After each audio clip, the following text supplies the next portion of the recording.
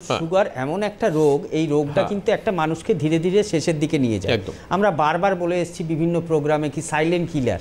আপনি যে বললেন ধূর্ত, এই যে রোগটাকে আমরা অ্যারেস্ট করতে পারবো কিনা, কারণ এই রোগটা কোথা দিয়ে কোন অর্গানকে খারাপ করে দেয় সেটা আমরা জানতে পারি না।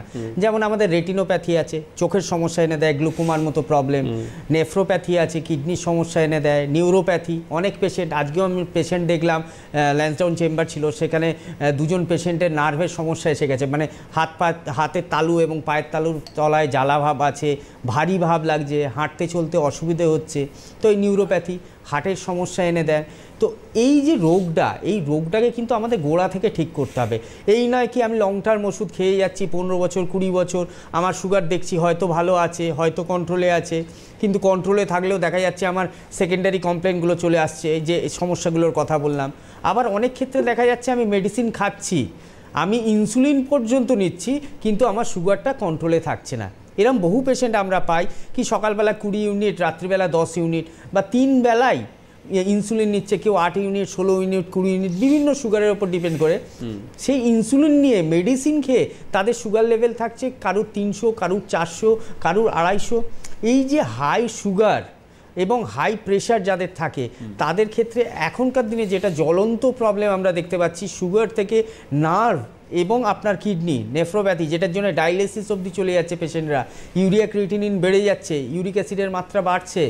তো এই রোগ থেকে যদি বাঁচতে হয় আপনাকে আয়ুর্বেদের হাত ধরতেই হবে। কারণ এনবিপির কাছে, আমাদের এনবিপি আজকে রাজ্যের বিভিন্ন জায়গায় সেন্টার রয়েছে, রাজ্যের বাইরে রয়েছে এবং দেশের বাইরেও রয়েছে। সেখানে কিন্তু যারা আমাদের কাছে ট্রিটমেন্ট করছেন তারা কেউ হয়তো ভার্জিন পেশেন্ট আছেন, কেউ প্রথমেই আমাদের কাছে চলে আসছেন। আজকে আলোচনা হচ্ছে, আজকে আয়ুর্বেদের প্রসার হচ্ছে, মানুষ হয়তো এফেক্টটা ভালো বুঝতে পেরে হয়তো কারোর কাছ থেকে শুনে প্রথম দিকেই চলে আসছে, তাদের তো খুব ভালো, ওয়েল অ্যান্ড গুড। কিন্তু যারা দীর্ঘদিন ধরে 10 বছর, 15 বছর, 20 বছর, 25 বছর ধরে ভুগছেন, তারা হয়তো এই আলোচনাটা শোনেননি, বা তখন এতটা প্রচার হয়নি আয়ুর্বেদের, কি পাশের বাড়ির লোক বলল দেখুন আমি তো ওখানে গিয়ে ভালো হয়েছি, আপনি একবার ট্রাই করে দেখুন।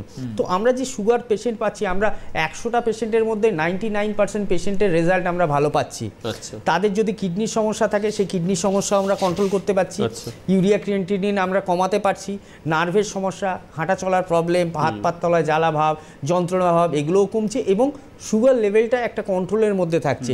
কি ফাস্টিংটা 100-র নিচে থাকছে, পিপিটা হয়তো 150, 60 বা 140-এর কাছে থাকছে, এবং তাদের মানে সামগ্রিক যে শরীরটা সুস্থ থাকছে, ভালো থাকছে আয়ুর্বেদের মাধ্যমে।